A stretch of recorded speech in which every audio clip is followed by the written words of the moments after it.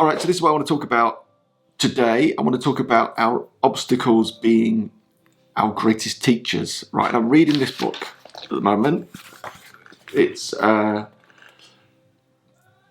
I Know For Sure by Oprah Winfrey.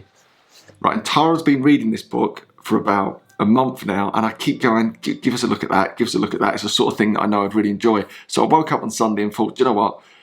Today's a day of reading, relaxing. I've got a load of things to sort out. I'm going to read this book today. It's one of them, you can sort of whiz through it, if you know what I mean. It's just like little, almost ideas and concepts and the things that Oprah knows for sure. And I'm loving it. I've whizzed through about 100 pages. You know, it's literally one of them. You can read 100 pages in 45 minutes type of book. So there's also that real sense of achievement, but it's a really nice concept, what I know for sure. But anyway, a couple of the bits stood out for me, and there is this running theme in her life, and I'm sure many of you know quite a lot about Oprah's background. It was really tough. She had a really tough upbringing in life in many ways, and a running theme in the book is this, she says it here, right? What I know for sure, that all our hurdles have meaning. What I know for sure is that all our hurdles have meaning. Oh, I'm just loving that Bill Withers coming through in the background. Anyway, it's putting me off. And here's the thing, that is a running theme that I see all the time. It's played out through the ages of ages. And right about now, with everything that's going on, again, this is another one of those challenges that is sent to test us. And these hurdles, these obstacles, they all have meaning, right? And all my work where I've spent the last 10 years really in self-development, motivation, especially in and around inspiring people to take a break from alcohol, which is one of the biggest lessons I think that people ever have to overcome. And there's a real teacher in there, right? There's so much growth and goodness in the fact that that obstacle appeared in many people's lives. It is the fundamental thing that transforms their life. And since that, my own experience around alcohol and then helping others do lots of different things, whether that's to transform their diet, transform their business, or transform the way that they move their body, I keep seeing similar type of things appear where there's this big obstacle that they couldn't quite get over. Maybe it's that obstacle of not having the confidence or the courage to make that leap to start the new business, or to tell that person how they feel, or to really actually make peace and learn to love their body as it is. And at that moment there, it's a massive obstacle that they've overcome, which actually unlocks the gate to enjoying exercise and movement and food again. All of these things, all of these obstacles, they are there to teach us something. If you can get into that mindset, I think it takes away a lot of the fear, it takes away a lot of the anxiety and the stress.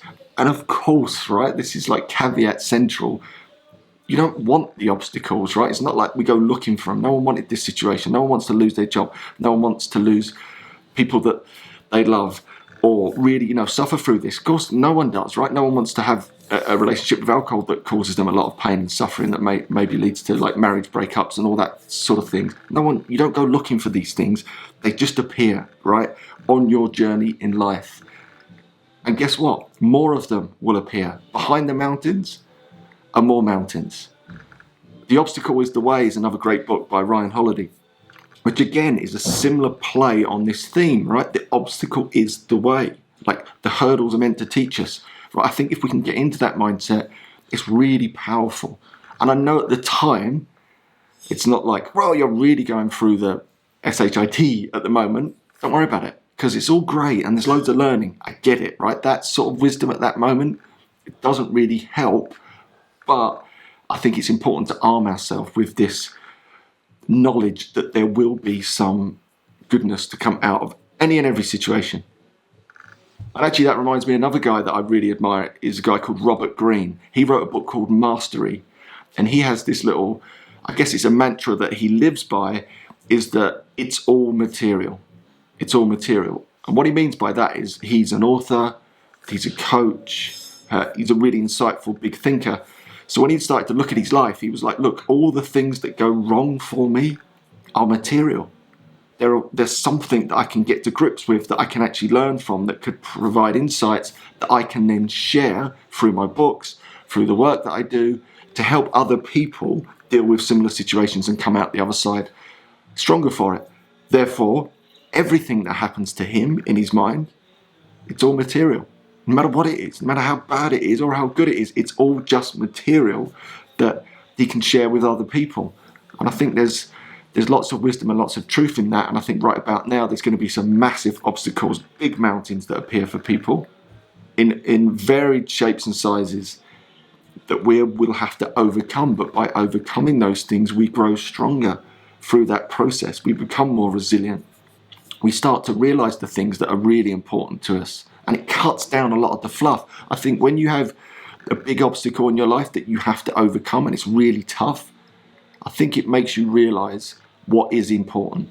And that is why we get these transformations. I certainly went on a massive transformation in my own life because of a couple of big obstacles that were in there. One of them was my relationship with alcohol, even though it was never like exceptionally problematic to the point of physical addiction. I don't identify with any of that stuff, or alcoholic, don't identify with any of those things at all, because I wasn't in that place. But it was a big enough hurdle that caused me to pause and reflect on my life. And it was a big enough journey to overcome that hurdle in the world that I lived in, being a broker in the city and running businesses such as that. In that struggle to come out the other side of that, it completely changed my view on the world and myself. And that battle, as it was a battle in those early months and weeks to overcome those things, fundamentally changed me and fundamentally changed my outlook on the world, which led me on all these wonderful different paths that I've been on. But it was that obstacle. The obstacle was the way for me. The hurdle was there to teach me something. And I think right now, if you're seeing, they could be right in front of you, these big mountains, or they could be, in the distance and you can feel them starting to build. It's that knowledge that, it is life struggles that make us the people that we are. And I know it can feel a bit cliche, but it's so true, right? Some of the most cliche sayings in the world are cliche because so many people say them, because there's truth in them when you unpick a lot of the cliche.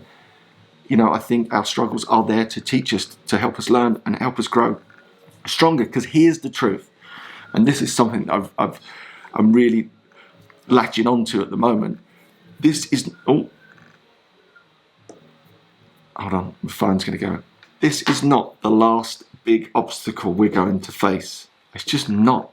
Look at the rate that these world-changing things are happening to us, from Brexit to the crash, to climate change, to now COVID, right? It's not happening once a generation. That's in the last sort of 10 years or so, it feels like, with 9/11. These things that have fundamentally changed our worlds.